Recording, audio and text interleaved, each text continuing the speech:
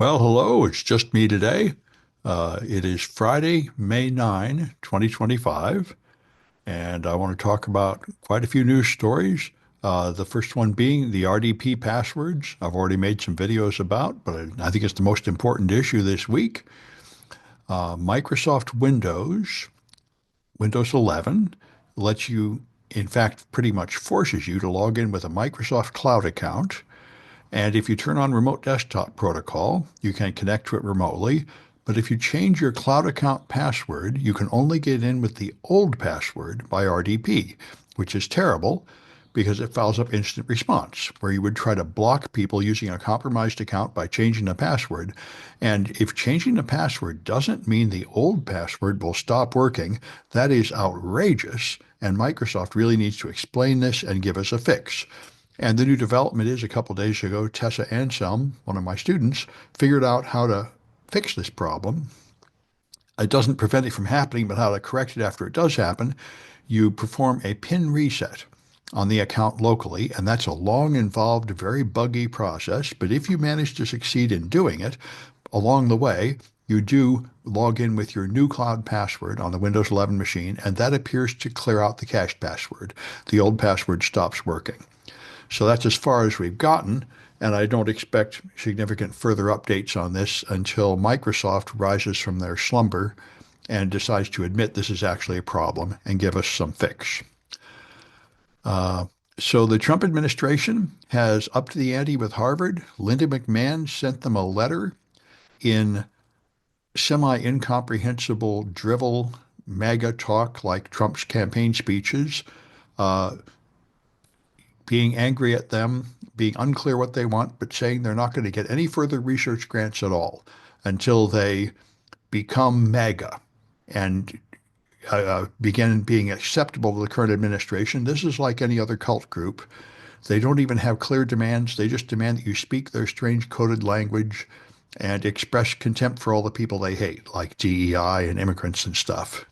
So, it's culture war mainly. They want you to be on board with MAGA, which, the fundamental principle of MAGA is that everything Donald Trump does is perfect and you must never criticize him.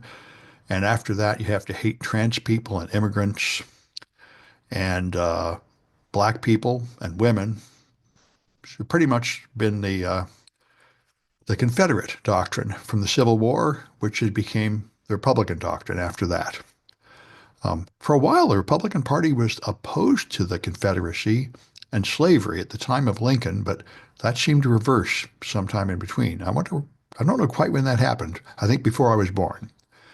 All my life, the Republican Party has been pro-bigotry and pro-rich, which, by the way, I think is a reaction to the New Deal. The New Deal was basically socialism coming to America, and I think the people before that, the establishment, they didn't like that. They liked the previous model, which was pretty much uh, laissez-faire capitalism, not that different than medieval serf and master kind of thing. The rich get what they want, and the poor get what little they can scrape away from the rich by force. Anyway, so the Trump's National Institute of Health, there was a court order ordering them to stop cutting the funding related to gender identity. And now they're in the curious position, the same place Trump went in his first term, where he sends lawyers to court to just absolutely lie. So the lawyers are going to court and claiming that they've been complying with the order when they haven't been complying with the order. So I imagine this means that his lawyers will get disbarred and jailed, just like the first term. Trump himself is above the law, thanks to a recent Supreme Court decision. They can't punish him for anything, but his subordinates can be punished, and his lawyers can certainly be disbarred for saying lies about him in court. So uh, the Trump administration, I think, now is irretrievably in direct contradiction of court orders, including Supreme Court orders. But their current policy is to try to cover this up by just lying, like they have a 9-0 Supreme Court order that went against them.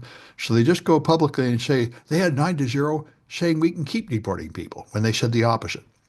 So we'll see if that passes. This is not that unusual in history.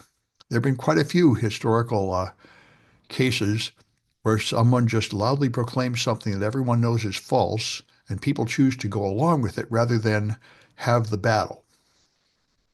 Thinking of, for example, the pretenders that took over thrones for inherited monarchies several times throughout history, like Catherine the Great. It's not unheard of in politics, but I think it's a fairly new thing in American politics.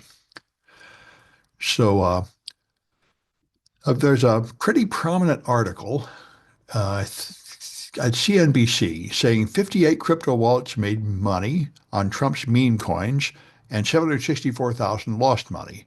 And I've heard people call Trump's meme coin a rug pull, and I object to all this. I think it's not as bad as all that, although it's a terrible investment and people are stupid to invest in it. However, it's the same, I think, as every meme coin.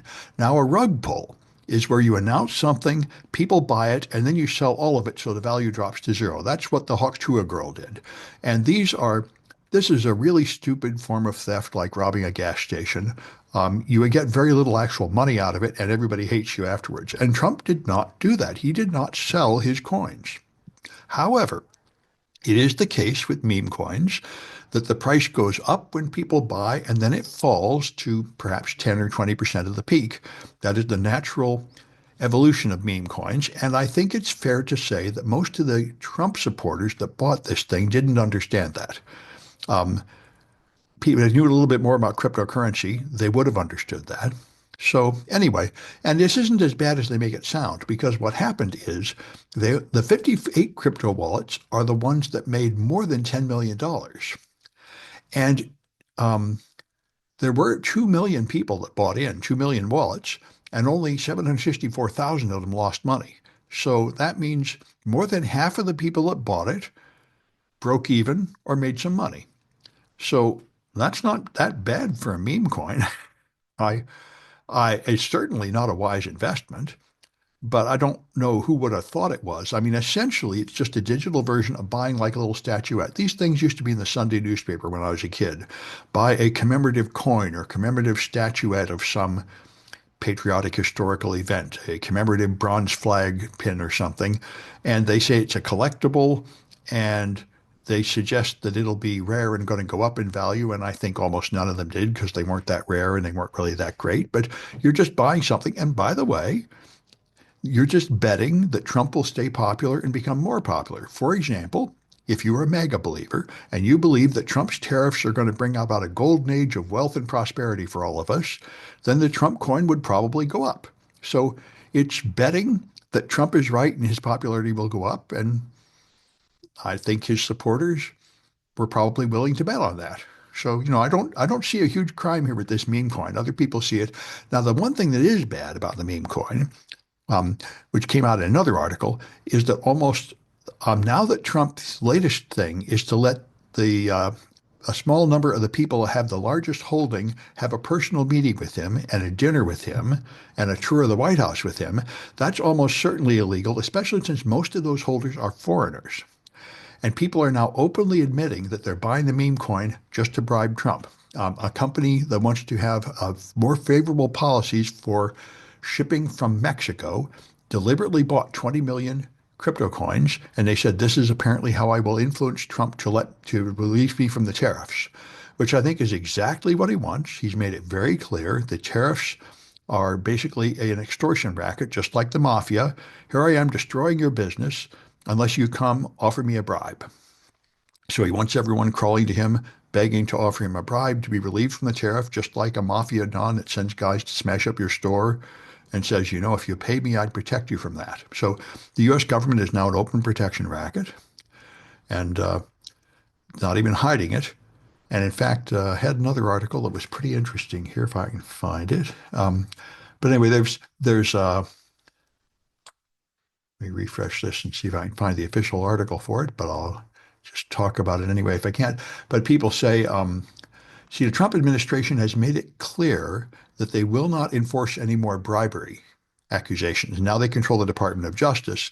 They made it clear that people can just openly take bribes, and the Supreme Court has approved this. The recent ruling said that if you are in a policymaker and you take a bribe to swing a policy somewhere, it's only illegal if they pay you in advance. If you give them the policy and then they pay you the bribe later, that's just your gratuity and that's legal. And this is clearly written to protect Clarence Thomas, who has been taking outrageous bribes all along and is still taking outrageous bribes. I think several other Supreme Court justices are simply bought and sold exactly as much, and it's all come out. The special thing about Trump is he does this totally in the open. The Trump administration has made it clear they ended all ethics oversight as soon as the Republicans got in majority of the committee. They then removed all the federal anti-fraud investigators. They then destroyed the Consumer Financial Protection Bureau. And then they took over the FBI. They've taken all the law enforcement that would punish government corruption and silenced it. So now they can run incredible open corruption. You know, Spiro Agnew was forced out of the vice presidency because he was just selling things for bags of cash right in the Oval Office, or whatever his vice presidential office is. He was just taking bags of cash right there for giving law measures. It came out and he had to resign. But now Trump is doing the same thing openly. If you just buy his meme coin or settle a bogus lawsuit and pay him enough money, or just bribe him with his inauguration committee funding, which just goes in his pocket. He doesn't spend it on the inauguration event, never has. So you can appear on the stage with him like all the oligarchs did. It's just, our government is just simply bought and sold now, right out in the open. Anyway, it's pretty outrageous. John Fetterman, the big article came out exposing the fact that he seems to have completely gone nuts. He had a stroke, he had serious depression, he's had serious behavior problems, and he's now refusing to take his meds and refusing to go back to his doctors, who said if he quits taking his meds, he may start becoming erratic again. And now he's having rage fits, insulting people, repeating himself, until the people that come to visit him sort of flee away, scared of him. He's clearly unfit for office and needs to resign. He has some serious mental health problems, and he is refusing to deal with them. So hopefully they can push him out. So the European Union is commissioning an app to verify the age of people. And this is something everyone's very interested in. In order to age gate social media and other things online, you would have to somehow verify how old people are, and there's currently no very good way to do that. You do it with something like a credit card, and the problem is whoever verifies the age has this database of personal information about everyone. So the special thing about this, which I think is interesting, is they would like to use zero-knowledge proofs, and I would like to see that. Zero-knowledge proofs are a form of advanced cryptography that became famous on the Lightning Network of Bitcoin, which is very good. I often talk about cryptocurrency as really bad investment, and it's mostly all just pyramid schemes and scams, but the mathematics behind cryptocurrency is very interesting.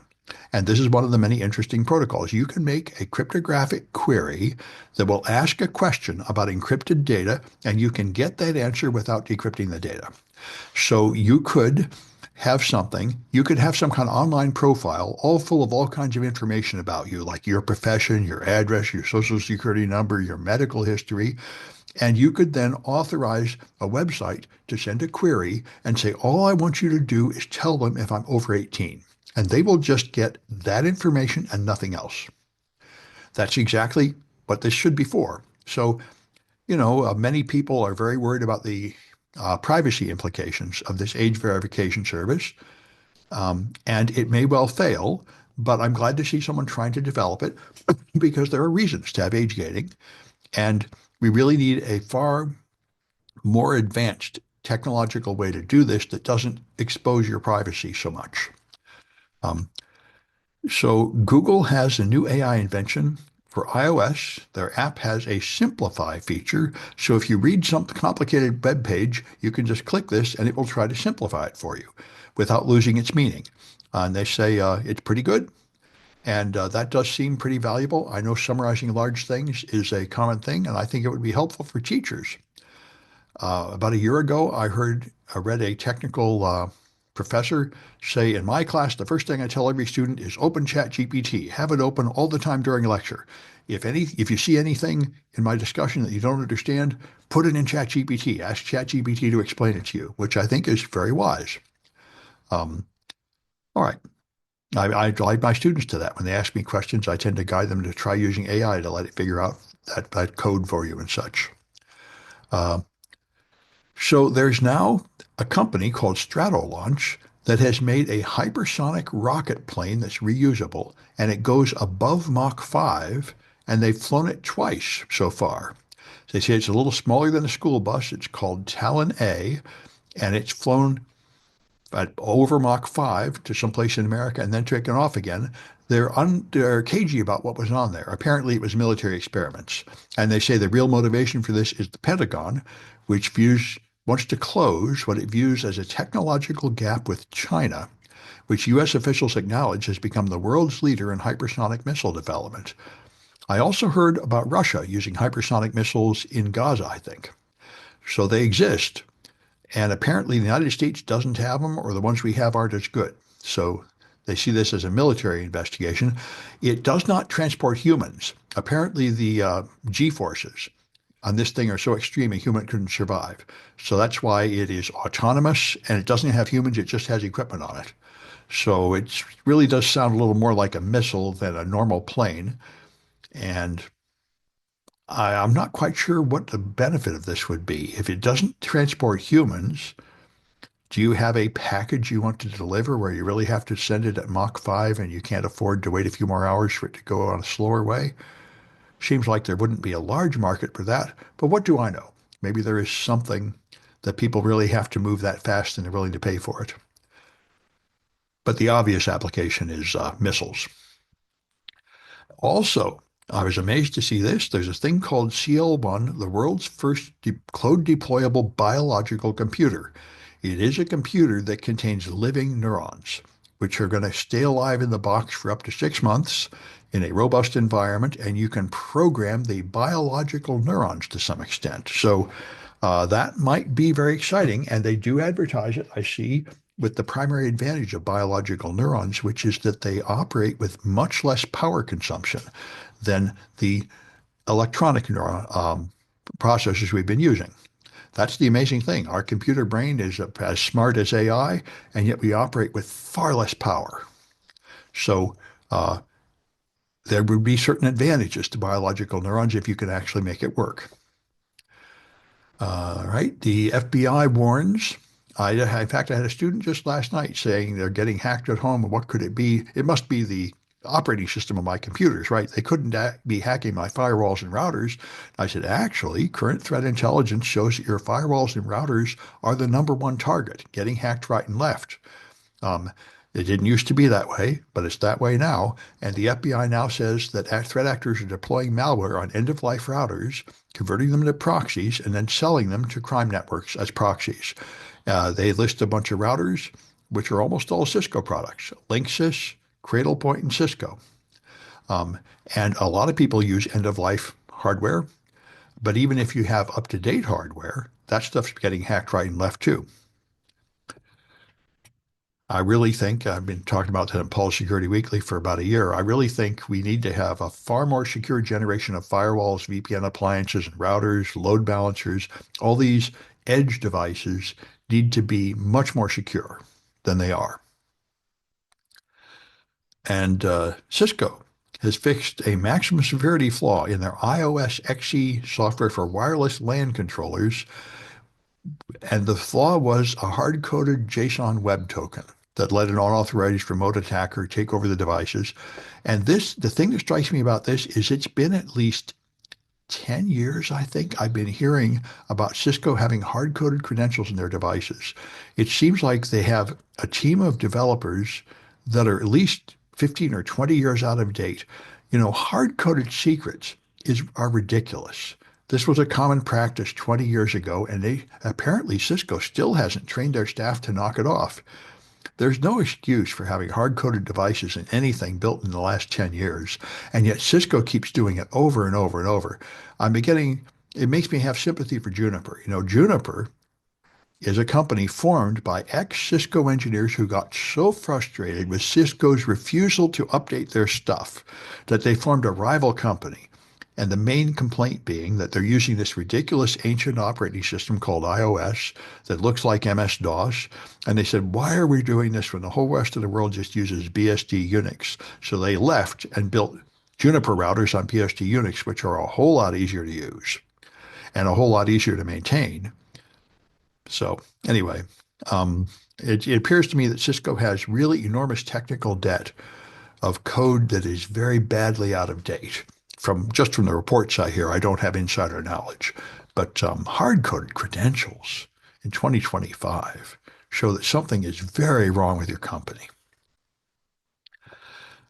So there was an article a few weeks ago, a whistleblower exposed that when Doge moved into a government agency to steal all the data, they did it without authorization and by using nasty techniques to tunnel it out of the network, like DNS tunneling.